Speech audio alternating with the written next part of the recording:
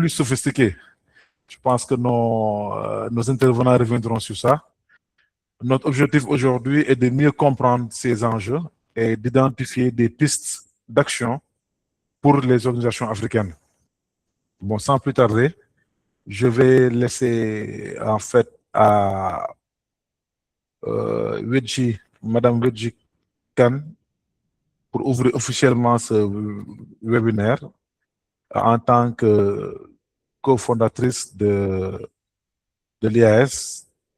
Donc, elle va nous adresser son mot de bienvenue. Après, nous allons donner la parole à M. Abdoulaye Cissé, qui est le coordinateur du comité technique du CELTIS. Et dès qu'il termine, nous allons rentrer dans le vif du sujet en présentant rapidement nos interlocuteurs. Moi, c'est Diakola Cissé. Je devais commencer par ça. C'est la particularité. Donc, je serai mon modérateur face à des experts. Je serai leur profane. Donc, n'hésitez pas à écrire sur les chats si vous avez des questions. À la fin, on pourra échanger. Donc, le déroulé du webinaire, on va commencer par l'accueil de participation qu'on est en train de faire, le mot d'ouverture, et après le mot de l'IAS qui doit démarrer tout de suite là, et après on démarre les interventions. Donc, Madame Khan et Monsieur Abdoulaye Cissé, nous sommes à votre disposition. Merci. Merci beaucoup, Diakoula. Bonjour tout le monde. Je m'appelle Wedji Kandia. C'est vraiment aujourd'hui un honneur de faire ce deuxième webinaire dans le cadre de la préparation de la 5e édition du SALTIS, organisée par l'Institut des algorithmes du Sénégal. Donc, l'Institut des algorithmes du Sénégal est une entreprise fondée depuis 2020. Et notre objectif principal, c'est vraiment de démystifier la compréhension et l'utilisation de l'intelligence artificielle en Afrique. Donc, nous proposons des formations pour les décideurs, les professionnels, les étudiants, pour pouvoir leur permettre de comprendre l'intelligence artificielle, mais aussi travailler dans le domaine. Nous développons également des solutions IA pour permettre à nos entreprises d'utiliser l'intelligence artificielle de manière sécurisée et souveraine. Et nous accompagnons aussi les structures dans leur transformation numérique. Et à travers aussi le SALTIS, on construit vraiment une communauté. Et c'est même dans ce cadre-là qu'on se retrouve aussi aujourd'hui, un réseau d'experts, que ce soit des étudiants, des professionnels, les acteurs de l'écosystème, l'État, pour pouvoir ensemble co-construire cette révolution et pouvoir aussi mener le Sénégal vraiment très loin dans cette course de l'intelligence artificielle. En tout cas, c'est vraiment un honneur aujourd'hui de partager aussi ce moment avec vous et n'hésitez pas à poser vos questions, à intervenir aussi et je ne doute pas que ça sera vraiment un très grand succès. Merci encore à nos intervenants Yahya Diop et Gérard Dacosta pour le temps que vous nous consacrez et bon webinaire. Merci beaucoup.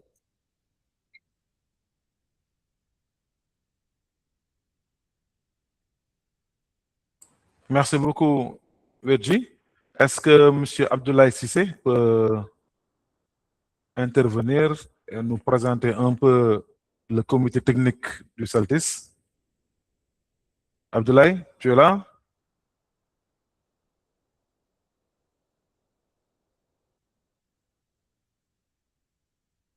Oui, Diakoula, je suis bien là. Hein. Donc, effectivement, hein, merci beaucoup à tout le monde de participer à ce premier webinaire. Donc, merci à toi aussi, Diakoula, hein, toi qui est le coordonnateur du premier pôle au niveau du comité technique.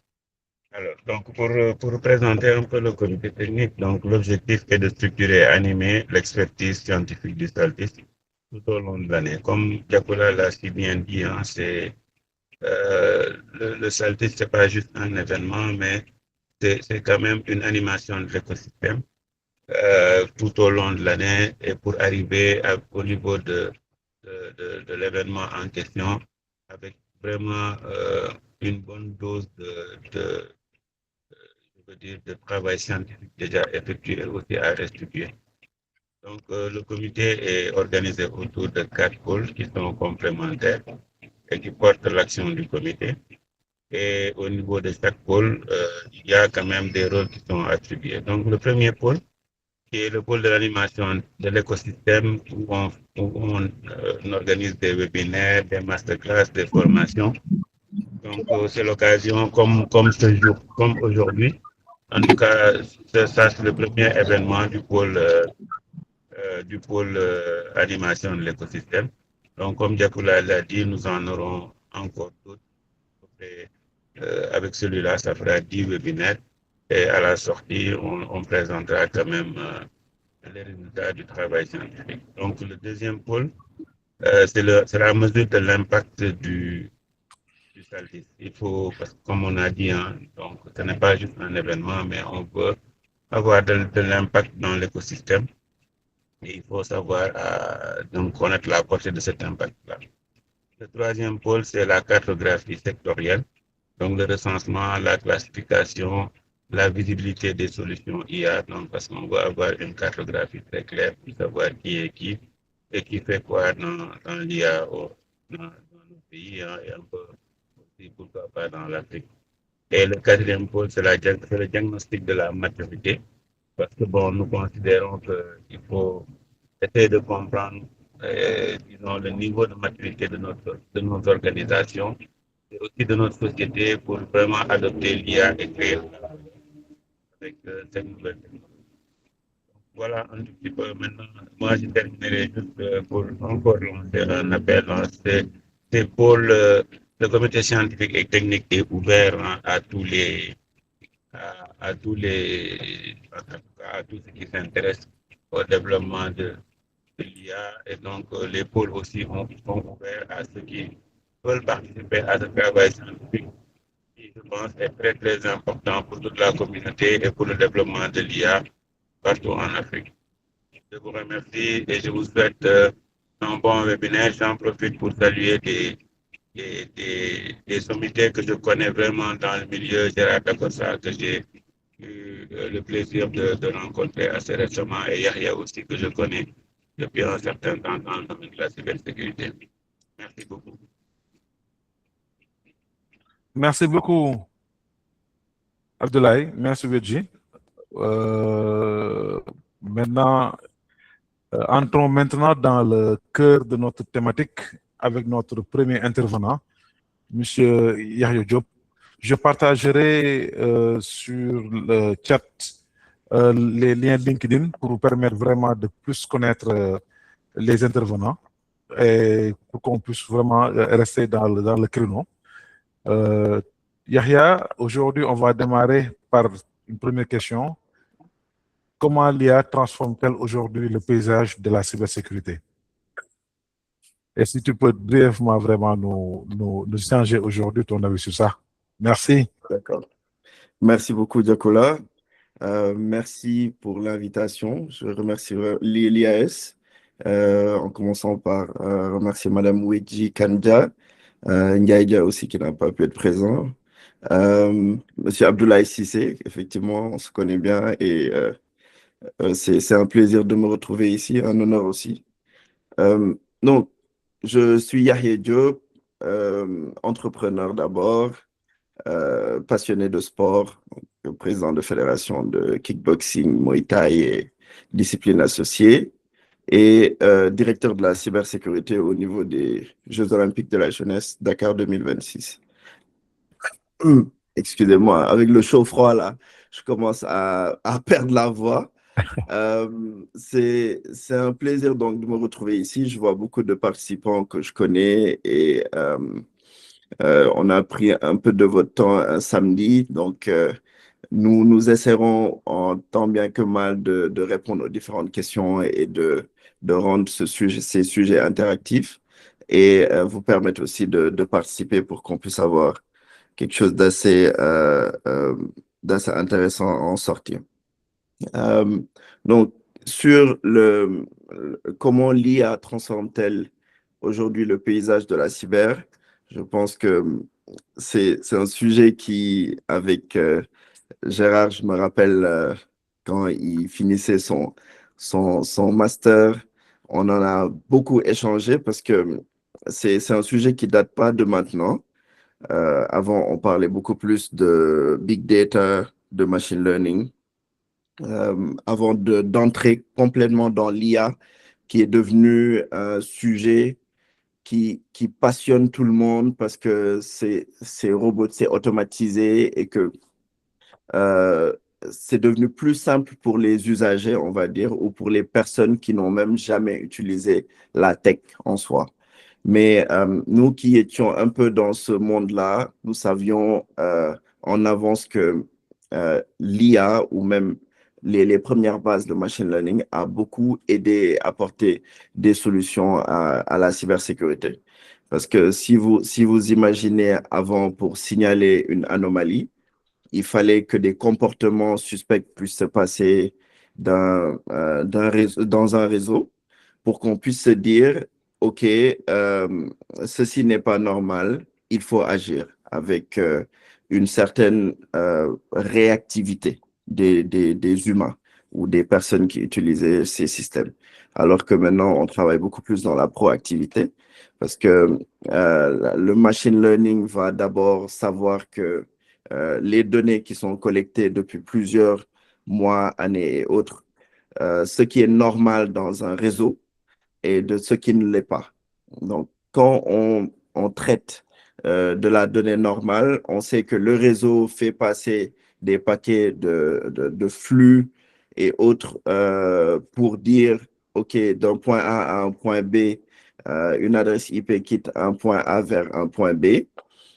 Pour faire transiter de la donnée, on sait si c'est normal ou si ça ne l'est pas. Mais aujourd'hui, on est arrivé à un niveau où si quelqu'un veut trafiquer ces paquets-là, l'IA va nous permettre d'avoir des moyens de le faire. Pour aller sur du basique, on sait maintenant qu'on reçoit énormément de mails avant qu'on appelait juste spam simplement pour collecter de la donnée que chez nous ou dans le monde qu'on va appeler du phishing, qui va faire de la pêche aux informations. Avant, ces mails étaient plus facilement détectables. De nos jours, il est vraiment plus difficile de détecter ces emails parce que l'IA va on va dire, va créer quelque chose d'assez presque réel pour ne pas être détectable à l'humain qui n'est pas l'humain novice, on va dire. Donc, on va dire que sur les deux niveaux de la cyber, la partie attaque et la partie défense, le monde de la cyber est complètement transformé. Parce qu'on peut maintenant mieux attaquer, donc mieux trouver des failles. Juste en lançant maintenant un outil IA simple, on peut aller faire ce qu'on faisait avant en achetant des solutions chères. Aujourd'hui, on peut le faire avec un outil complètement gratuit. Au niveau de la défense, pour faire une corrélation, le fait de pouvoir avoir ces outils nous permet de réduire le nombre de ressources humaines qu'on dépensait, et on dépensait énormément pour en avoir avant. On ne trouvait pas assez de ressources humaines pour pallier à ça. Aujourd'hui, on peut faire un ratio là où on avait 10 personnes, on peut se retrouver à 2-3 personnes pour faire cela. Détecter plus rapidement, être proactif, mettre en place des garde-fous pour s'assurer de ne pas se retrouver à perdre des données ou à subir des attaques très sophistiquées. Merci. Mais oui, donc le paysage, pour être très simple dans la réponse, est transformé parce qu'il y a, comme le terme, hein, il y a beaucoup plus d'intelligence dans l'action de la cyber qui ne requiert plus complètement l'action humaine pour le faire. Merci beaucoup, Yaya. De toute façon, pour confirmer tes propos, avant on nous disait que lorsque tu reçois un mail, souvent les attaques, il y avait des fautes sur les mails en fait. Et maintenant, c'est sûr qu'avec l'IA, il n'y aura pas trop de fautes. Pas du tout. Il faudra être beaucoup plus vigilant. Merci Oui. beaucoup pour cette intervention. Je ne sais pas, Gérard, si tu as, avant d'entamer en fait la deuxième question pour toi concernant les nouvelles menaces qui sont rendues possibles par l'IA, est-ce que tu souhaites compléter le point de Yahya? Non, je pense qu'il a campé le débat. Juste 2 points d'attention, à savoir la réactivité et la proactivité. Donc, ça, c'est des choses aujourd'hui qu'on doit retenir grâce à l'IA. Donc, avant, on attendait de voir l'action pour réagir, mais maintenant, on anticipe les actions grâce à l'IA. Donc, je pense que c'est 2 points-là que j'aimerais vraiment que les participants retiennent par rapport aujourd'hui à l'IA qui a transformé vraiment l'ère de la cybersécurité. Merci. Et pour toi, quelles nouvelles menaces sont rendues possibles maintenant, en fait? Plutôt, voilà. Merci. Gérard, aujourd'hui, comment l'IA améliore-t-elle la détection, en fait, des cybermenaces? Donc, merci beaucoup pour cette question. Donc, je pense que cette question-là vient en complémentaire de Yahya qui a bien campé le débat. Aujourd'hui, avant, on était basé sur des menaces, en fait, basées sur la signature numérique. Donc, on pouvait identifier des menaces, que c'était des vers, des chevals de Troie, des virus, etc. Mais avec aujourd'hui l'intervention de l'intelligence artificielle, nous avons ce qu'on appelle les nouvelles formes de menaces, donc les menaces avancées et persistantes. Donc, ces menaces-là, aujourd'hui, maîtrisent le déplacement latéral, maîtrisent la capacité de se camoufler, de devenir même un logiciel authentique, et plein d'actions que ces logiciels peuvent faire. Maintenant, aujourd'hui, ça veut dire que les logiciels de cybersécurité classiques qui analysent en identifiant cette signature numérique, qui vont sur des bases pour identifier, pour dire que ça, c'est un virus, un ver, un cheval de Troie, ou c'est un spyware, ne peuvent plus évoluer dans ces conditions-là parce qu'aujourd'hui, ces menaces-là changent de forme. Donc, ça veut dire qu'eux, ils ne pourront pas dire exactement si c'est une menace ou pas.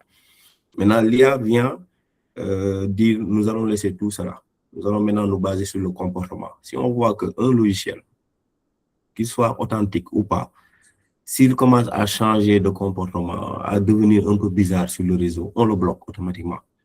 Le temps de vérifier si vraiment il est authentique ou c'est une menace ou autre. Parce que c'est ça qu'on appelle la proactivité. Et avant, si on prend l'exemple d'un SOC, on avait plusieurs logiciels. Donc, ça veut dire qu'on avait besoin de plus d'éléments pour pouvoir analyser si on voulait être compétent. Et maintenant, c'est devenu beaucoup plus facile. Donc, vous pouvez avoir un nombre bien maîtrisé d'ingénieurs, mais qui seront complétés par des outils IA qui vont permettre d'analyser beaucoup de données de façon illimitée et de manière proactive. Tandis qu'aujourd'hui, si on voulait que l'être humain puisse analyser ces données-là, puisse réagir, l'être humain a des limites parce qu'aujourd'hui, il y a la fatigue, il y a la pause pour aller manger, il y a beaucoup de choses pour faire, il y a quelqu'un qui va venir remplacer, ainsi de suite.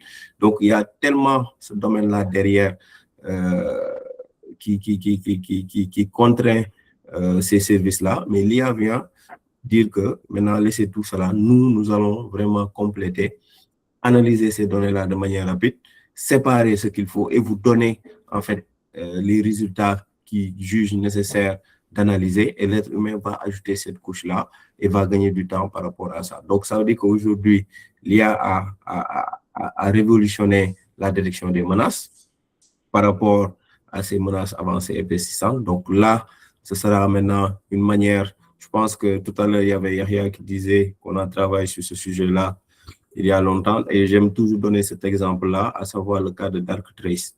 Ce logiciel-là, aujourd'hui, fait partie des premiers logiciels de cyber-intelligence orientés cybersécurité. Il fonctionne comme le corps humain, donc il y a ce qu'on appelle les antigénants. Ça fonctionne comme les antigènes. Donc aujourd'hui, l'antigène détecte une menace et crée une réponse particulière par rapport à cette menace-là. C'est comme dans le corps humain. Donc ça veut dire que si quelque chose rentre dans ce corps-là et que ton corps ne connaît pas encore ce type de menace, il va générer des antigènes qui vont répondre par rapport à cela. Et c'est le même principe, en fait. Et il y a aussi cette détection rapide, identification des menaces qui permettent, par exemple, à quelques secondes ou quelques minutes de pouvoir gérer tout ça. Donc, en gros, voici aujourd'hui comment l'IA améliore cette détection de menaces. Ça permet de gagner du temps, ça permet de maîtriser son équipe et ça permet d'avoir des logiciels qui pourront vraiment se baser non plus sur les signatures numériques, mais sur le comportement de ces menaces-là. Voilà. Merci beaucoup. Merci Gérard. De toute façon, sur la deuxième question, tu vas revenir sur les outils que tu vas recommander aujourd'hui pour au moins être dans la même dynamique par rapport à la détection de ces menaces. Merci aussi à M.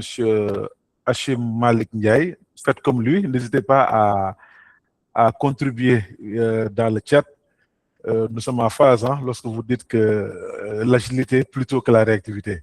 Merci beaucoup. C'est bien noté.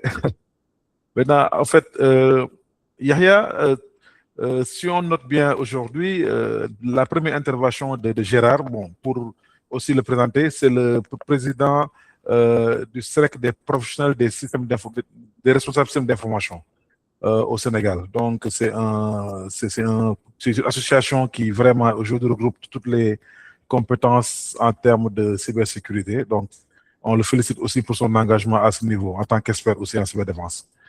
Yahya, aujourd'hui, tout à l'heure, Gérard nous a parlé un peu sur la partie défense. Maintenant, sur la partie attaque, pour revenir sur la question, quelles menaces sont rendues possibles par l'intelligence artificielle aujourd'hui?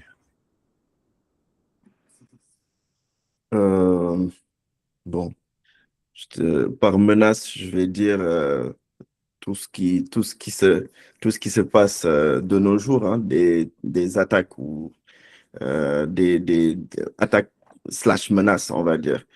Je sais que si je prends le sujet qu'on voit tous les jours, c'est nos mamans ou nos grands-mères qui nous envoient maintenant des vidéos qui sont complètement truquées et on n'arrive plus à déceler le vrai du faux, donc les deepfakes, comme on les appelle, ce qui va être de plus en plus présent. Ce qui va donc créer un problème on va dire, un problème plus profond après parce qu'on aura du mal à savoir la donnée, est-ce qu'elle est réelle ou est-ce qu'elle a été altérée. Donc ça, c'est une menace qui va de plus en plus se proliférer. On a, bon, comme je disais tout à l'heure, hein, le phishing qui est devenu de plus en plus intelligent. Donc, on ne saura plus à un moment savoir un domaine, est-ce qu'il est vraiment réel ou pas, parce que souvent les changements se font même plus par simple lettres et caractères, mais ça se fait sur de l'UTF. Donc, ça fait que le symbole ou le caractère qui est modifié peut ne pas être très perceptible. On en a vraiment plusieurs. On sait que aussi avant, on parlait beaucoup de cross-site scripting, où là, on sait qu'on va essayer d'injecter des informations ou du code malveillant sur les sites. Maintenant, on va plus loin, on va parler d'empoisonnement de données.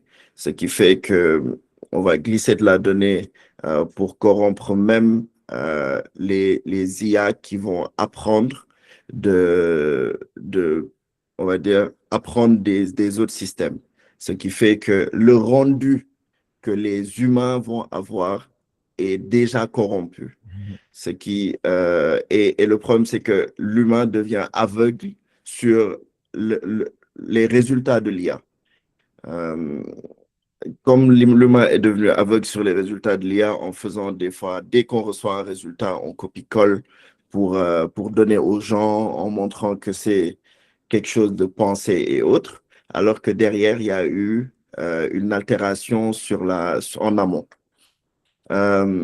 Donc, sur, on va dire, les attaques classiques ou les menaces classiques, c'est que, comme l'a dit tout à l'heure Gérard, on sait qu'avant, on avait besoin des signatures des virus. Ce qui nous permettait de dire, OK, le virus ou le malware tel est connu sur les indicators of compromission. On a l'adresse IP, on a le type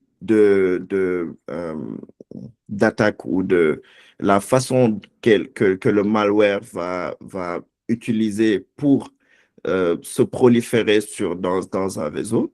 Mais depuis peu ou depuis quelques années, on a maintenant des malwares qui arrivent à s'adapter, à devenir intelligents et à savoir comment se greffer à un réseau sans pour autant être détecté, en tout cas facilement. Ce qui fait que l'IA va venir maintenant pour voir le comportement, pour travailler, comme l'a dit même tout à l'heure, directeur Hachim, que je salue, pour détecter, c'est sur la proactivité.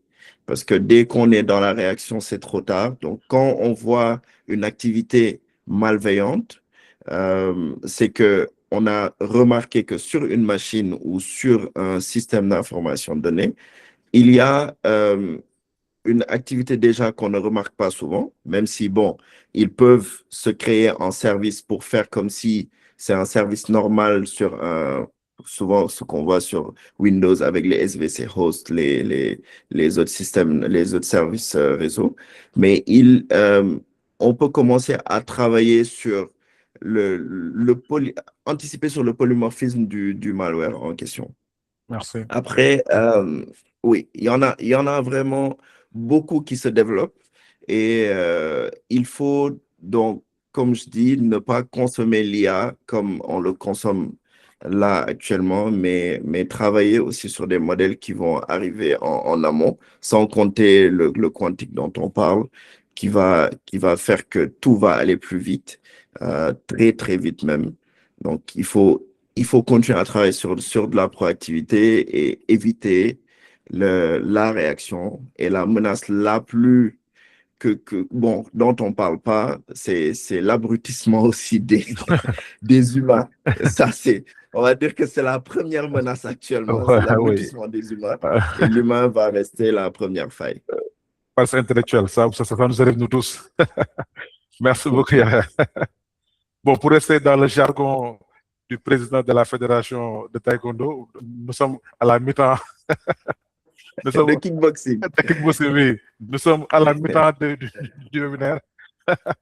Et on a vraiment, c'est vraiment très intéressant. Gérard, on va rebondir sur la même dynamique, hein, parce que aujourd'hui, Yahya nous a vraiment fait l'exposé des nouvelles menaces. Maintenant, toi, en tant que sur la partie défense maintenant, parce qu'aujourd'hui, on vous a mis en confrontation. Donc, Yahya nous a partagé la partie attaque. Maintenant, sur la partie défense, toi, quels sont justement les outils que tu recommandes aujourd'hui pour anticiper en fait cela, au-delà maintenant de bien sûr de l'aspect comportemental que Yahya a souligné? Donc, merci beaucoup pour cette question qui est très intéressante.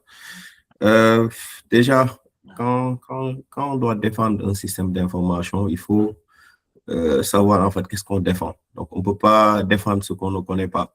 Et aujourd'hui, il y a la partie système, réseau, il y a la partie logicielle. Donc, dans tous ces périmètres-là, il faut connaître quels sont les logiciels qu'il faut mettre pour défendre. Déjà, dans une architecture réseau, nous avons plusieurs niveaux, à savoir la partie FAI, la partie cœur du réseau, la partie distribution et la partie access. Au niveau de ces parties-là, il faut savoir en fait aujourd'hui comment défendre ça. Sur la partie FAI, c'est le fournisseur d'accès Internet qui gère toute cette partie défense-là, parce que vous avez payé un forfait Maintenant, dès que y a la connexion qui arrive, il faut commencer à défendre son réseau. Donc, c'est là le point d'entrée. Donc, c'est au niveau des équipements de niveau 3, il faut avoir un firewall minimum qui va permettre de pouvoir filtrer les connexions entrantes et sortantes. Maintenant, quand on parle de firewall, on ne parle plus de firewall classique, mais on parle de next generation firewall, donc les nouvelles formes de firewall qui intègrent de l'IA, soit du ML, du machine learning, ou soit du DL, du deep learning.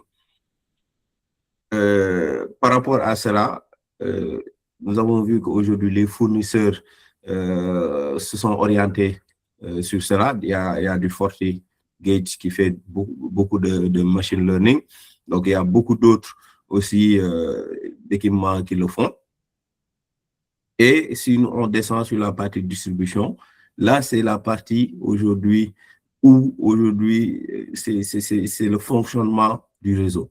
Donc, sur cette partie-là, on a les VLAN, on a tout ce qu'on peut diviser aujourd'hui notre réseau. Maintenant, là, on va mettre aujourd'hui des logiciels de surveillance tels qu'on peut placer un SIEM là-bas. Donc, dans ce SIEM-là, on ne parle plus de SIEM classique qui collectait des données, où on mettait des scripts pour automatiser ou autre, mais on parle aussi de Next Generation SIEM. Donc, c'est des SIEM qui intègrent l'intelligence artificielle et qui sont là de manière intelligente, qui vont corréler l'information, qui vont réagir de manière proactive, qui vont collecter la donnée et donner des alertes ou même corriger, parce que ces SIEM-là ne fonctionnent pas comme des SIEM. Même si je remonte aussi au niveau des firewalls Next Generation, ils ne fonctionnent pas comme des firewalls classiques. Donc, ils ont beaucoup d'autres fonctionnalités qui les permettent de pouvoir réagir par rapport à ces nouvelles formes de menaces. Donc, ces SIEM-là, aujourd'hui aussi, intègrent l'intelligence artificielle où il y aura, par exemple, un moteur IA qui va aller chercher des informations, les corréler, anticiper. Donc, ces SIEM-là ne deviennent plus des SIEM qui corrigent, mais c'est des SIEM même qui vont aller attaquer la menace avant même qu'elle arrive, parce qu'ils ont fait des études, des simulations en fonction des menaces qui viennent et vont dire, par exemple, chaque semaine, on subit des menaces. Voici les types de menaces qu'on subit. Donc, on va essayer d'analyser et d'anticiper par rapport à cela. Toujours avec Yahya, on a eu aussi à découvrir, m'a fait découvrir aussi Sophos Intercept X, qui aujourd'hui fait beaucoup de choses sur cette partie antivirus. Donc, au niveau distribution, si aujourd'hui, nous savons que les menaces ransomware fatiguent aujourd'hui pas mal d'entreprises, mais comment Sophos Intercept X fonctionne, c'est qu'aujourd'hui, dès qu'il y a une menace ransomware qui intègre ton système, automatiquement, il va isoler cette machine-là, il va commencer à être au même rythme que cette menace ransomware-là agit. Par exemple, vous savez que dès que vous avez une menace ransomware, il y a un scan de votre réseau qui va scanner tous vos fichiers et qui va générer la taille de vos fichiers avant de les crypter. Maintenant, comment Sophos Intercept X va fonctionner? Il va être au même niveau de battement de l'analyse de cette menace-là, va isoler votre machine et dès que votre machine sera cryptée, il a sauvegardé vos données, il va isoler cette machine-là, supprimer et restaurer vos données au même rythme. Donc, aujourd'hui, vous savez que l'être humain ne peut pas faire ça. Même si vous automatisez, le temps de cliquer sur ce bouton-là pour pouvoir réagir ou autre, ou même, imaginez, parfois j'ai l'habitude de taquiner mes collègues admin, je leur dis que nous, on oublie parfois que les hackers, surtout les black hacks ou les personnes mal intentionnées, fonctionnent 7 jours sur 7, du lundi au vendredi, et peuvent attaquer à tout moment. Vous voyez des IT qui disent qu'ils font de la cybersécurité. Mais leur cybersécurité, c'est de 8h à 17h. Dès qu'ils descendent, c'est fini. Il n'y a aucun outil de surveillance, il n'y a rien du tout. Moi, je ne touche plus à ma machine. Moi, personne ne me dérange. On coupe tout, on est à la maison, on est avec les enfants, etc. Donc, on dit qu'on fait de la cybersécurité. Le lendemain, on se réveille, on retourne au bureau, c'est là qu'on commence à toucher notre machine. Non, les gars. Quand on a décidé de faire de la cybersécurité, il faut savoir qu'on a un engagement moral qui dit qu'on doit vraiment veiller sur le système d'information. Maintenant, on ne peut pas y veiller 7 jours sur 7, 24 heures sur 24 parce qu'on est des êtres humains. Mais ce qu'il faut faire, c'est de dresser un programme et demander à la structure de vous fournir des logiciels automatisés qui utilisent l'IA, qui vont permettre de compléter quand vous n'êtes pas là-bas. Et comme ça, quand il y a une attaque, comme il y a des problèmes ou autre chose, parce qu'on parle aujourd'hui d'attaques, mais il n'y a pas que les attaques, il y a les pannes matérielles que la cybersécurité prend en compte. Et aujourd'hui, par rapport à certains logiciels qui permettent de voir le battement, le fonctionnement du CPU, etc., ils peuvent même anticiper sur l'appareil et dire que l'appareil, dans 2 ou 3 jours, peut cesser de fonctionner. Donc, tout ça, c'est des éléments qu'on doit avoir dans notre système d'information. On doit automatiser grâce à l'IA pour permettre d'anticiper. Parce que la cybersécurité, sur la partie pilier, qu'est-ce qu'on a? On a la sécurité physique, logique, communicationnelle, juridique et humaine. Et nous avons sur les objectifs, nous avons tout ce qui est intégrité, confidentialité, authentification, non-répudiation et surtout la disponibilité. Donc, ça veut dire que même si on utilise le logiciel le plus sophistiqué au monde, qui a l'IA, qui a tout, et qu'il n'y a pas de la disponibilité derrière, ça veut dire que c'est zéro. Si notre système tombe en panne, si aujourd'hui le courant coupe et qu'on n'a même pas eu de disjoncteur derrière ou autre chose, ou un moyen de pouvoir tout remettre quand il faut, un PRA, un PRI, donc un content plan de reprise d'activité. Donc, si on n'a pas tout cela, ça veut dire que tout ce qu'on met aujourd'hui sur cette partie cybersécurité ne sert à rien du tout. Donc, c'est pourquoi aujourd'hui, c'est tout un art derrière, c'est tout un fonctionnement. Et aujourd'hui, l'IA aide à cette décision-là. Parce qu'aujourd'hui, je me suis intéressé sur ces questions d'IA-là, et même j'ai une certification sur l'IA pour les managers et leurs équipes. Donc, l'IA, ce n'est pas seulement un outil qu'on utilise quand on veut. Mais parfois, il faut décider de voir si c'est possible de l'utiliser et comment il faut l'utiliser par rapport aujourd'hui à certaines choses. Super. Sur la partie antivirus, si je termine, il y a aujourd'hui Sentinel-One qui fait aussi un excellent travail, que j'ai eu à travailler avec ça. Et d'autres logiciels aujourd'hui que des jeunes même ont développé, ont mis en place. Moi, j'ai développé un CIEM intelligent avec des moteurs, et ainsi de suite, et que je suis en train d'alimenter de A à Z. Donc, en gros, si je dois résumer, l'IA complète l'être humain. Mais c'est à l'être humain de pouvoir maîtriser d'abord son environnement avant d'utiliser l'IA pour pouvoir avancer et pouvoir utiliser ces outils. Parce que les outils, on a beaucoup d'outils. Maintenant, il faut savoir comment utiliser ces outils-là, où placer ces outils-là et comment les rendre en fait homogènes et puissants pour votre environnement. Mais c'est l'être humain qui garde toujours le contrôle. Non, Gérard, en tout cas, j'ai apprécié la phrase « l'IA complète l'être humain ». Parce que c'est important, parce que certains sont inquiets du fait, à la limite, que ce n'est pas aujourd'hui, que c'est comme si l'IA remplaçait aujourd'hui le travail, alors qu'il y a une complémentarité qui est nécessaire. Vraiment, merci pour cette belle phrase. Je remercie aussi les intervenants. Bon, il y aura une rediffusion. Mohamed, oui, en principe, la vidéo est enregistrée, donc on pourra le faire. Après, maintenant, on répondra aux questions à la fin. Yahya, je pense que on va toujours aller dans la même dynamique que Gérard, hein, parce que aujourd'hui, après tout ce qu'il a partagé comme outil, est-ce qu'on peut se dire que est-ce que les entreprises africaines aujourd'hui sont-elles suffisamment préparées par rapport justement à tout ce que Gérard vient de dire, surtout sur la partie outils? Est-ce que réellement nous, par rapport à nos entreprises, nous sommes préparés à ça? Tu veux une réponse longue ou courte? Parce que c'est non point. Hein. Il n'y a même pas besoin de justifier bon, ou de...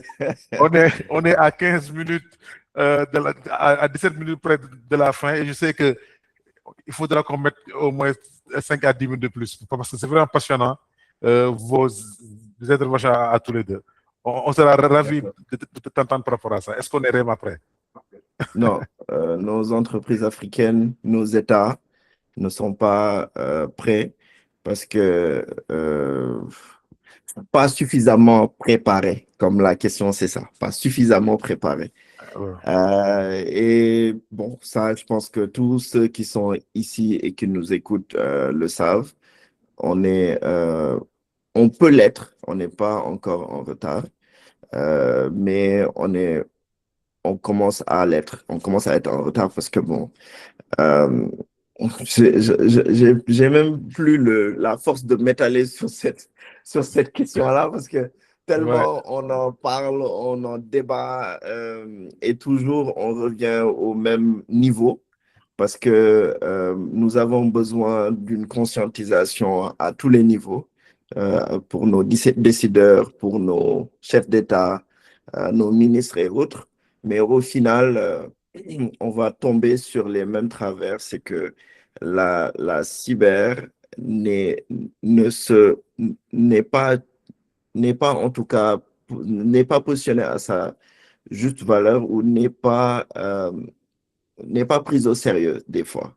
Juste quand il y a des attaques, parce qu'on en a vu plein ici au Sénégal et un peu partout en Afrique, mais ça ne fait pas, ça nous remet pas, ça nous fait pas nous poser, nous acteurs, à part des fois se chamailler sur les réseaux ou que chacun fait l'expert, mais pour qu'on se pose réellement pour trouver des solutions entre nous, après que nos États puissent nous écouter, euh, faire le nécessaire en termes de,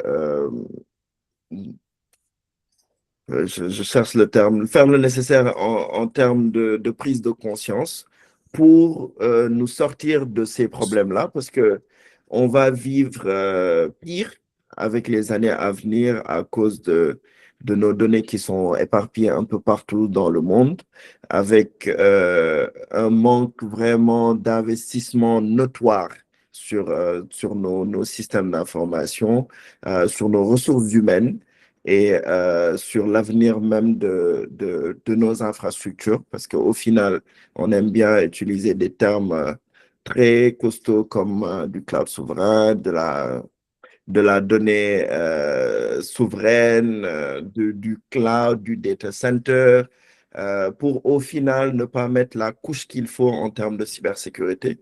Et je pense que pour trouver ou pour aller dans le fond même de ces sujets-là, il faut commencer par la base. ouais, C'est que il faut que l'éducation même puisse intégrer ces aspects-là. Parce que quand on commence à parler de l'IA dans l'éducation, il faut en même temps commencer à parler de la cybersécurité dans l'éducation de base pour les plus jeunes, parce que c'est ça qui va nous faire sortir ou nous permettre d'anticiper sur les menaces ou les problèmes futurs qui vont clairement arriver si on garde ce rythme-là. effectivement. On en a tellement parlé que trouver les mots même. Non, mais tu as Parce été, qu'on le vit depuis des dizaines d'années, mais depuis, comme tout à l'heure Gérard en a parlé, les sujets de machine learning, on en a parlé il y a bientôt 10 ans, hein, ça commence à dater. Et il y a des moyens d'anticiper très facilement ces problèmes de cyber. Et en termes d'investissement, souvent, on le rend très massif en disant qu'il faut mettre beaucoup d'argent, alors que je pense que maintenant, c'est tout le contraire, parce que l'IA aide beaucoup. On peut faire maintenant des outils très facilement. Donc, ce n'est pas une question de moyens, c'est une question de bon vouloir. Donc, c'est mon point. merci, Yaya. Merci Merci. beaucoup, vraiment. C'est très pertinent. Et on va revenir sur Gérard. Gérard, aujourd'hui, bon, euh, comment protéger efficacement les données sensibles aujourd'hui? Qu'est-ce que tu suggères? Ok, donc, je vais même rebondir sur Yahya qui a dit en fait aujourd'hui par rapport aux données souveraines, etc. Aujourd'hui déjà, la question qu'il faut se poser, c'est que est-ce que réellement nous, on a identifié les données sensibles? Parce qu'aujourd'hui, quand on voit certains comportements ou certains faits, on se demande est-ce que ces données-là ont été catégorisées comme données sensibles? Parce que si ces données-là ont été récupérées par des personnes, ont été exposées sur Internet, sachant que les normes et les réglementations ont tout défini par rapport à comment classifier les données, comment les protéger, et ainsi de suite. Donc, il fallait seulement appliquer. Il y a même des logiciels aujourd'hui qui permettent de lutter contre la perte de données, donc d'anticiper même, donc des logiciels de data loss protection. par rapport à certaines choses. Moi, je pense que le problème, c'est pas au niveau technique, mais surtout c'est au niveau organisationnel. Parce qu'aujourd'hui, par rapport à cela, je donne un exemple simple. Au Sénégal, nous avons le département mathématique qui fait beaucoup de cryptologues. Et aujourd'hui, ces cryptologues-là même ont été recrutés au palais, à la DCC, direction du chiffrement. Donc, l'idée, c'était de créer aujourd'hui des algorithmes de chiffrement qu'on va appliquer par rapport à ces données-là. Donc, les rendre illisibles pour une personne qui n'a pas accès à cela. Donc, même dans les objectifs de la cybersécurité, il y a ce qu'on appelle la confidentialité. Donc, ça veut dire que si Moussa et Demba veulent s'échanger des données et que Aminata, qui joue l'attaque de la femme du milieu, si elle essaye d'intercepter cela, elle ne pourra pas lire ces données-là. Donc, aujourd'hui, il faut le chiffrement, il faut rendre secret ces messages-là, de telle sorte qu'aujourd'hui, on ne pourra pas, si une personne tierce accède à cela, elle ne pourra pas vraiment utiliser cela.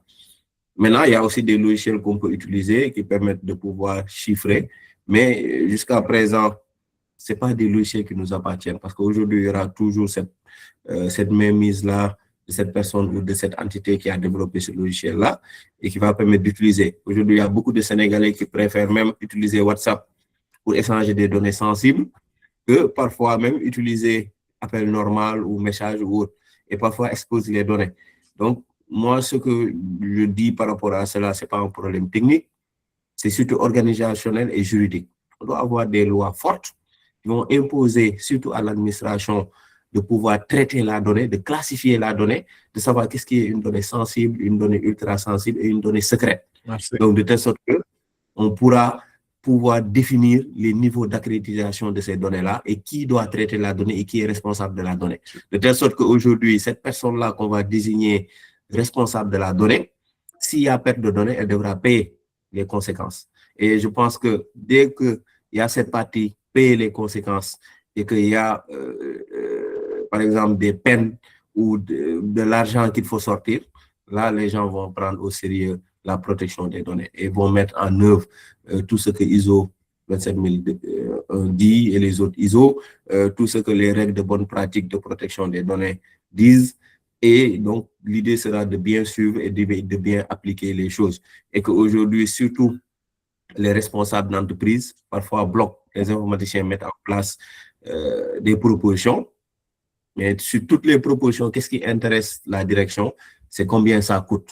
Et parfois, ils disent que c'est cher. Ils préfèrent même mettre, je pense, 100 millions dans une communication marketing que de mettre même 50 millions dans la cybersécurité. Parce que pour eux, ce sont des IT, ils aiment jouer au malin, on ne comprend pas ce qu'ils font, et ainsi de suite. Et c'est ça le réel problème. Okay. Et je pense peut-être que cette proposition de loi sur la cybersécurité, si l'Assemblée l'adopte, là, on pourra avoir vraiment peut-être des chances de pouvoir contraindre les directeurs ou certaines personnes par rapport à de prendre la cybersécurité au sérieux. Parce que les gens, beaucoup de personnes qui sont là à lutter sur la cybersécurité commencent à se décourager parce que depuis combien d'années, rien n'a changé et parfois ça décourage en fait. Merci Gérard. Merci Gérard.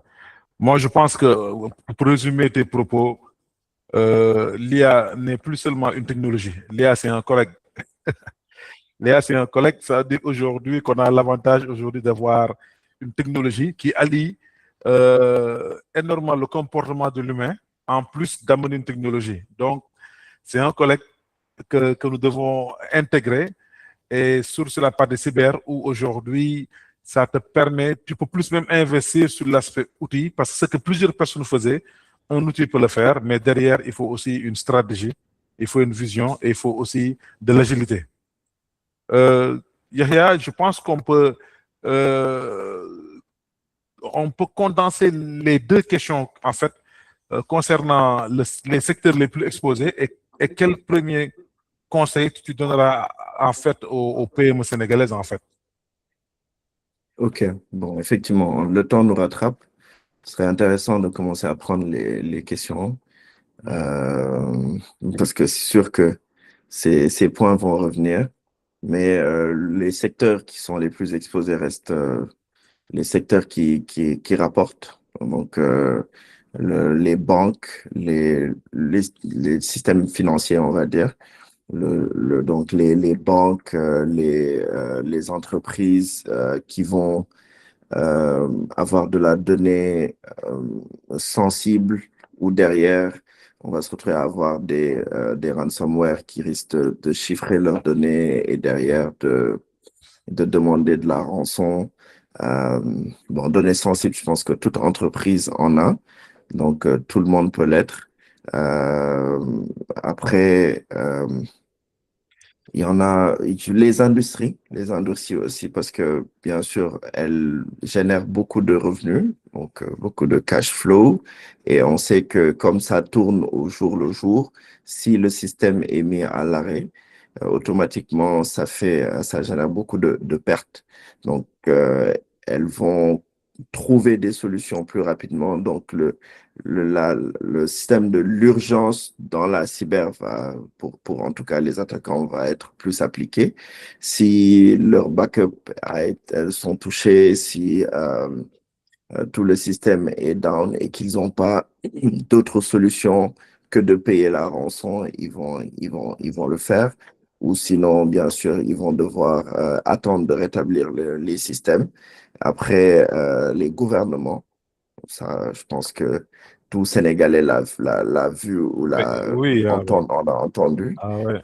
récemment, ou on va dire récemment pour certains qui sont nouveaux dans ce monde-là, mais nous qui sommes là depuis longtemps, on sait que c'est là depuis plusieurs années, hein. Et c'est juste maintenant avec les réseaux sociaux, les gens qui s'intéressent beaucoup plus à ce secteur, qu'on en parle et que certains arrivent même à publier ou à admettre publiquement qu'il y a eu des attaques. Mais depuis plusieurs années, on en subit, ou le secteur du gouvernement ou certaines banques en subissent, jusque c'est maintenant qu'ils arrivent à beaucoup plus être ouverts pour en parler, parce qu'ils ont moins peur de toucher à leur réputation, ou parce qu'ils ont besoin d'aide.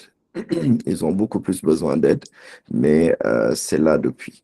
Mais justement, quel conseil, en fait, tu peux donner à ces PME-là, justement?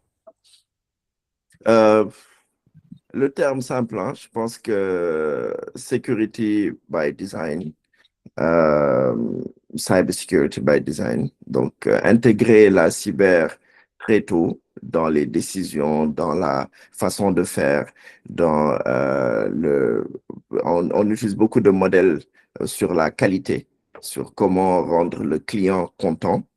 Donc, c'est aussi ce moment-là d'intégrer pour arriver à la qualité et que le client soit satisfait, intégrer le mécanisme de cyber dans ce même processus-là pour la gestion de son système système d'information.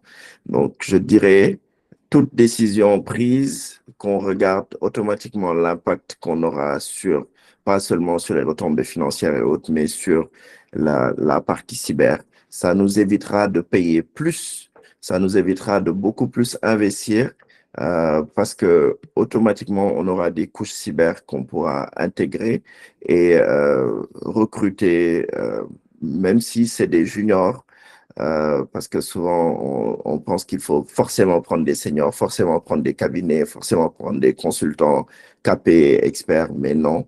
On peut même, pour certaines PME qui n'ont pas souvent les moyens de se prendre des ressources chères, commencer par des sorties d'école ou même des alternants ou des stagiaires. Ça permet de commencer la réflexion très tôt sur la cybersécurité. Là, vraiment, je vais être très basique sur cette question parce que c'est important aussi. Merci beaucoup, merci beaucoup. En fait, nous allons demander à Gérard de compléter. Gérard, pour moi aussi, toujours dans cette dynamique, je pense qu'on peut lier les deux dernières questions, notamment quel rôle joue la sensibilisation des collaborateurs et selon toi, quelles seront les tendances dans les 5 prochaines années? Merci. Excusez-moi. Ton micro est coupé, vas-y. Couper le micro, voilà. Je dis merci beaucoup pour cette question-là. Aujourd'hui, la sensibilisation des collaborateurs, c'est très important. Moi, j'occupe plusieurs casquettes, mais aujourd'hui, il y a une partie où je suis le responsable du pôle infra à IT for Life, qui est une entreprise de services informatiques qui gère les ONG. Maintenant, on a créé un concept qui s'appelle Instant IT, où pendant ce concept-là, on fait de la sensibilisation aux utilisateurs. Donc, on prend plusieurs thèmes. Chaque mercredi, tout le monde se connecte et on essaye de pouvoir vraiment sensibiliser les utilisateurs par rapport aux dangers, par rapport à la cybersécurité et ainsi de suite. Parce qu'avant, les ONG ne prenaient pas au sérieux la cybersécurité, mais ils ont reçu des notes où vraiment il faut maintenant faire de la cybersécurité. Et on a vu aujourd'hui que les gens se sont intéressés à cela et que les règles de bonne pratique commencent à être vraiment respectées. Et que beaucoup de choses ont changé. Avant, ils refusaient d'avoir l'authentification double facteur, ils refusaient d'avoir certaines contraintes de sécurité, c'était compliqué, ils pouvaient même te traduire dans leur conseil de discipline parce que en fait, l'IT a mis en place des choses qui les arrangent pas.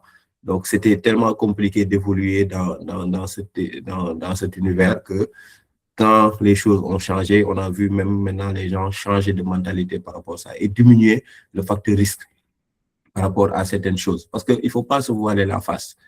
L'élément le plus faible de la cybersécurité, c'est l'être humain. Donc, l'être humain doit être accompagné, sensibilisé et formé. Si cela manque, ça veut dire que tout ce qu'on mettra en place n'aura aucun sens. Parce qu'aujourd'hui, si l'être humain clique sur n'importe quel lien sans même faire attention ou installe des logiciels craqués grâce à son cousin informaticien qui est à Velenga ou à Kirikuru, ou à Dakar. Donc, il y a plusieurs choses aujourd'hui qui vont pouvoir venir menacer votre structure. Donc, l'autre chose, pour les grandes tendances les 5 prochaines années, d'une manière générale, je pense que l'IA va occuper une grande place par rapport à cela, quelle que soit la technologie ou la matière ou l'orientation qu'on va prendre. L'IA va occuper une place essentielle et qu'aujourd'hui, moi, ce qui me plaît dans IAS, c'est qu'eux, ils participent dans le développement de l'intelligence artificielle en Afrique. Parce que l'Afrique ne doit pas rater cette nouvelle tendance révolutionnaire et on doit être parmi les premiers ou même voir les meilleurs en matière d'intelligence artificielle. Et on a le talent, on a une population jeune, on a des personnes qui sont concentrées, qui veulent. Ce qui manque, c'est seulement la vision de nos dirigeants qui nous donnent en fait aujourd'hui les moyens de pouvoir avancer et de pouvoir vraiment briller. Parce qu'il faut savoir que la population africaine, surtout sénégalaise, ils sont partout. Hein. Si vous allez, quand vous voyagez, vous partez dans certains pays, des hauts responsables, c'est des Sénégalais ou d'autres nationalités africaines. Donc, ça veut dire qu'aujourd'hui, l'intelligence est là, la compétence est là. Ce qui manque, c'est la vision, l'accompagnement de nos États, nous faire confiance et aussi changer la mentalité des Africains. Consommation locale, la majeure partie des choses qui découragent la majeure partie des inventeurs africains, c'est que l'Africain n'aime pas consommer local. Et si nous voulons aller vraiment dans cette mouvance de pouvoir faire de la vraie cybersécurité, quand je dis faire de la vraie cybersécurité, jusque-là, on ne fait pas de la cybersécurité parce que la plupart de nos systèmes d'information, on utilise des logiciels tierces à 80%. C'est rare qu'on voit des logiciels qu'on a développés de A à Z. Moi, il m'est arrivé une remarque depuis lors quand je propose des sujets de mémoire. C'est des sujets vraiment où l'étudiant va créer quelque chose de A à Z. Parce qu'une fois, il y a longtemps, je pense 5 ans de cela, j'ai partagé un mémoire où l'étudiant a installé une solution propriétaire et j'étais fier, mais il y a un de mes amis qui est dans un pays où je vais taire le nom, qui occupe des postes stratégiques, qui m'a dit, mais vous là, nous ici, on travaille avec tel logiciel, etc. On n'utilise pas des logiciels propriétaires, il faut développer, etc. Mais pourquoi au Sénégal, j'ai remarqué que, oui, mise en place d'un CIEM tel ou mise en place de ça, et après la personne prend suivant, ok, installe, met en place, ainsi de suite. Non.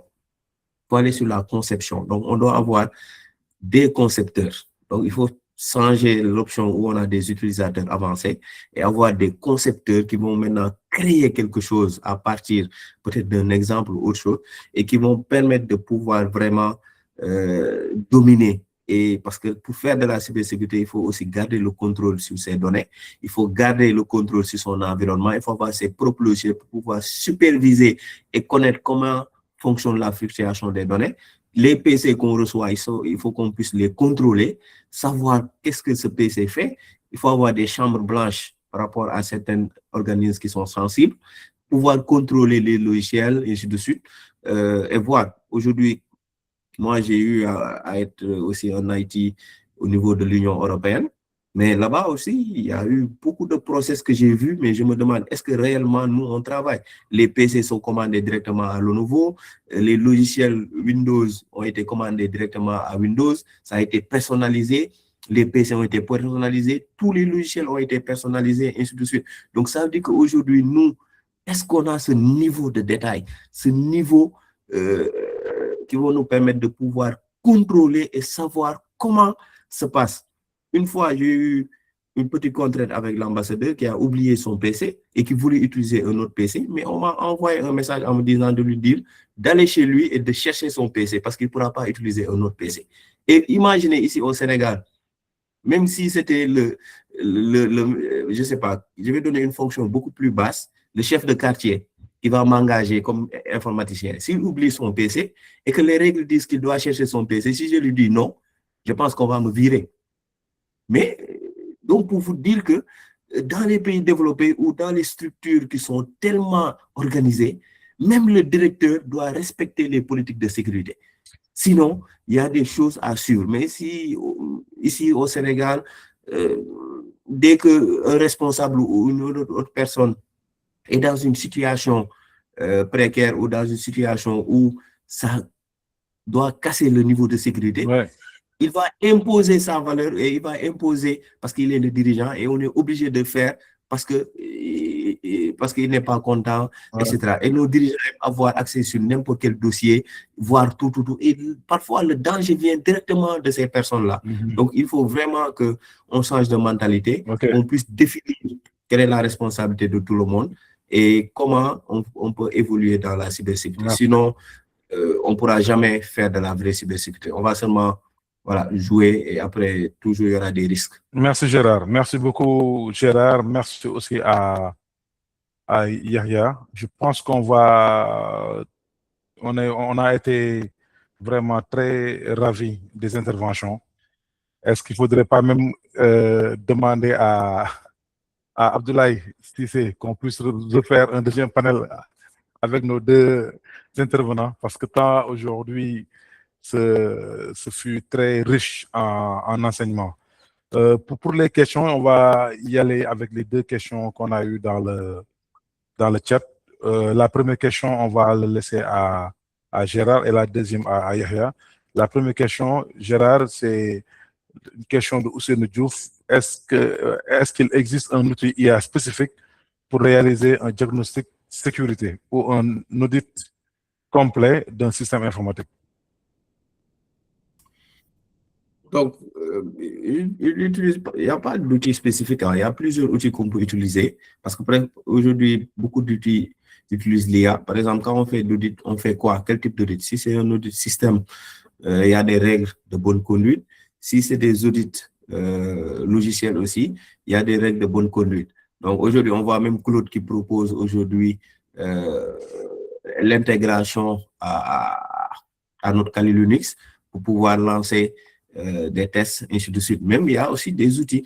Il y a des personnes qui m'ont présenté des outils qui font des diagnostics automatiques, ainsi de suite. Mais moi, toujours, je suis de la vieille école. Hein. Je me dis que même si on utilise ces outils-là, il faut que l'être humain soit aussi au cœur. Tester, voir, toujours garder la main. Voilà, l'IA, c'est comme j'ai l'habitude de le dire, ça nous rend meilleurs, ça nous complète, mais c'est à nous de garder toujours le contrôle par rapport à l'utilisation. Donc, ça veut dire qu'il faut avoir la technique d'abord. Il faut savoir comment on audite, comment utiliser Kali Linux, comment utiliser WhatsApp ou certains logiciels qui permettent de pouvoir faire de l'audit et après compléter avec l'IA. et voir en fait quel type de logiciel on utilise. Est-ce que ce logiciel-là ne va pas exposer nos données, où les données sont stockées, et ainsi de suite. Parce qu'imaginez si vous auditez un environnement qui est ultra sensible et que vous, aujourd'hui, vous utilisez des logiciels tierces, est-ce que réellement vos données ne sont pas exposées? Donc, posez-vous ces questions-là. Donc, d'une manière générale, moi, ce que je dis, c'est d'avoir d'abord des compétences réelles en audit, comprendre comment on audite, comment on utilise les logiciels, et parfois être vraiment en mode local. Moi, parfois, quand je fais mes audits de logiciels WhatsApp, je suis obligé de prendre mon navigateur, de changer le proxy et de le mettre en local. Et comme ça, je suis vraiment en mode local et je teste les produits one by one. Donc, c'est ça. Merci beaucoup. Merci. Yahya, pour toi, je pense que cette question, vraiment, ça concerne tout le monde parce qu'il y a M. Cheikh Sadibou Badji qui nous dit qu'en fait, il remarque souvent qu'en entreprise, on leur dit souvent que la connexion Wi-Fi peut être aujourd'hui un risque. Même à la maison, c'est pareil, par rapport au Wi-Fi familial. Mais le constat, c'est quoi? Aujourd'hui, pourquoi l'utilisation des données mobiles ne semble pas poser le même problème? Merci beaucoup, M. Badji, pour la question. Effectivement, je pense que c'est un problème réel que l'utilisation de la donnée mobile peut même avoir, parce que on peut bon, après, il faut beaucoup plus de moyens pour infiltrer les téléphones et autres, et au final, écouter tout ce qui se passe sur les différents réseaux. Après, c'est plus complexe parce que le téléphone va directement prendre de la donnée via le BTS. Donc, c'est d'autres systèmes de hacking qui peuvent se mettre en place pour altérer la donnée ou faire autre chose. Et là, on va rentrer dans même du hacking dans les réseaux télécoms. Mais sur du classique, sur nos réseaux familiaux, effectivement, le Wi-Fi à la maison peut être sujet à vulnérabilité parce que on donne souvent la connexion Wi-Fi ou le code à tout le monde. Et après, on s'étonne que quelqu'un qui puisse se mettre juste à côté de chez nous avec quelques applications qu'on trouve des fois sur Android, peut avoir, sur Android ou sur les stores, peut se retrouver à avoir le mot de passe de notre Wi-Fi et derrière commencer à écouter tout le trafic qui se passe sur le réseau. En plus de cela, on a nos box qui sont installées chez nous, souvent où on ne prend même pas la peine de les sécuriser ou de mettre quelques couches de sécurité sur ces box-là. Parce que bon, quand tu t'amuses à aller dans ta box, tu regardes comment c'est configuré, il y a moyen de mettre quelques règles de sécurité pour bloquer ou éviter certaines failles ou éviter certaines attaques. Et après, trouver un moyen de changer continuellement le mot de passe. Après, ce qui est recommandé, effectivement, comme vous dites, avoir VPN tout le temps. Et si son VPN ne marche pas, éviter même de se connecter à certains réseaux. Pour nous qui sommes dans ce monde-là depuis longtemps, je pense qu'on a même un kill switch, c'est que si le VPN ne marche pas, ta connexion ne passe pas. Parce qu'il n'y a aucun réseau à date qui peut être garanti d'être sûr, d'être safe, surtout nos réseaux de chez nous ou chez des parents ou dans les aéroports et autres. Donc là, on va dire, la recommandation de base, c'est quand même de se connecter à son boîtier Wi-Fi, de mettre quelques règles de sécurité pour éviter d'y avoir accès plus facilement et de changer continuellement les mots de passe. Merci beaucoup, Yahya. Il y a Abdoulaye qui a levé la main. Abdoulaye, tu peux intervenir. Maintenant, en fait, je suggère aussi derrière, je vais partager à nouveau les profils LinkedIn. Vous pouvez éventuellement contacter directement Yahya et Gérard sur leur profil. Ils pourront répondre à ça. Il y a aussi la page Saltis et le mail de Wedjikan qui apparaît sur l'écran. N'hésitez pas aussi à prendre note. Abdoulaye, pour une dernière intervention. Oui, merci Diakoula, hein. C'était pour juste rebondir sur ta proposition parce que effectivement sur un sujet aussi complexe et aussi vaste, un webinaire d'1 heure de temps ne peut pas tout gérer, quoi. En fait, ça nous laisse ça nous laisse sur notre faim. Donc voilà. Alors maintenant, peut-être qu'il faut vraiment réfléchir sur comment on peut avoir un cadre plus large pour avoir quelque chose de beaucoup plus étoffé avec nos 2 experts qui nous ont gratifiés d'une prestation de très grande qualité. Personnellement, j'avoue que j'ai beaucoup appris aussi, hein, bon, malgré mes 30 ans d'expérience dans le domaine du numérique, mais j'ai quand même appris beaucoup de choses. Maintenant, là où je voulais juste finir, parce que je pense que nous avons retenu de tout ce qui a été dit, c'est que l'humain quand même reste le facteur, le maillon le plus faible, et qu'il faut gérer, qu'il faut encadrer, qu'il faut accompagner. Maintenant, bon, c'est vrai qu'on a beaucoup parlé de technologie, de technique et tout, mais personnellement, je pense que dans cet état d'esprit-là, ce à quoi il faut surtout penser, c'est à la gouvernance, à la stratégie et au management. Je pense que si nous avons des difficultés aujourd'hui dans le domaine de la cyber, du déploiement de l'IA et tout ça, c'est que nous pensons, effectivement, nous tous, on voit que nous avons les experts. D'ailleurs, je pense qu'on l'a dit, quand vous allez à l'étranger, dans les plus grandes institutions, vous trouvez des Sénégalais. Moi, j'en connais beaucoup qui sont dans de très grandes institutions à l'étranger et qui jouent les premiers rôles. Donc, pourquoi nous, chez nous, ça ne marche pas? Pour moi, il y a d'abord une problématique de vision stratégique. Ça, pour moi, c'est le premier point. Et le deuxième point, c'est des problématiques de gouvernance et de management. Donc, je pense que dans tout ce qu'on va faire, c'est des points aussi qu'il faut prendre en compte. Merci beaucoup, Je vous remercie en tout cas pour la qualité des présentations. Merci beaucoup, Abdoulaye. Merci beaucoup à tout le monde. Aujourd'hui, bon, disons que le temps n'était pas suffisant, mais Abdoulaye, on aura l'occasion, je pense, au sein du comité scientifique de réfléchir même sur des keynotes qu'on fera durant le Saltis où justement Gérard et Yahya pourront éventuellement être des participants durant ces 3 jours-là.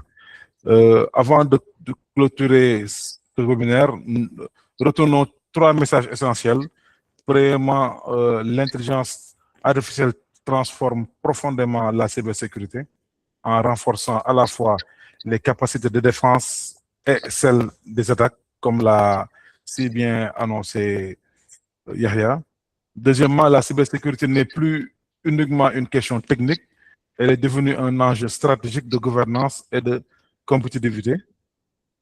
Et enfin, le meilleur rempart reste une approche globale, complémentaire, comme l'a dit Gérard, associant technologie, compétences, sensibilisation et coopération entre les différents acteurs de l'écosystème. Donc, on a retenu ça quand même de la part de nos partenaires.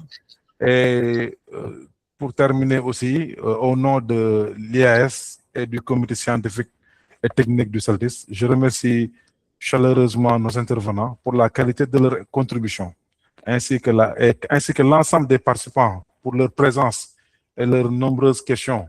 Voilà, on est quand même plus de 60 personnes à avoir assisté à ça pour une première édition de l'année 2026, où il y aura d'autres webinaires, bien sûr. Ce webinaire marque le début d'une série de rencontres qui nous permettront de faire vivre la communauté Saltis tout au long de l'année. Nous vous invitons à suivre nos prochaines activités, à poursuivre les échanges au sein de notre écosystème. Je vous ai partagé les liens LinkedIn. Dès lors que vous êtes inscrit, vous allez recevoir nos newsletters. Et merci aussi à tous et à toutes, et à très bientôt pour un prochain rendez-vous Saltis. Merci à Adèle, merci à Wirji pour la coordination. Et merci à Abdoulaye aussi pour la confiance. Voilà, merci aussi à tous les participants et à très bientôt. Merci. Alors, au revoir. Merci beaucoup. Au revoir. Merci, au revoir. Merci, au revoir. Merci à Merci. tous, au revoir. Au revoir.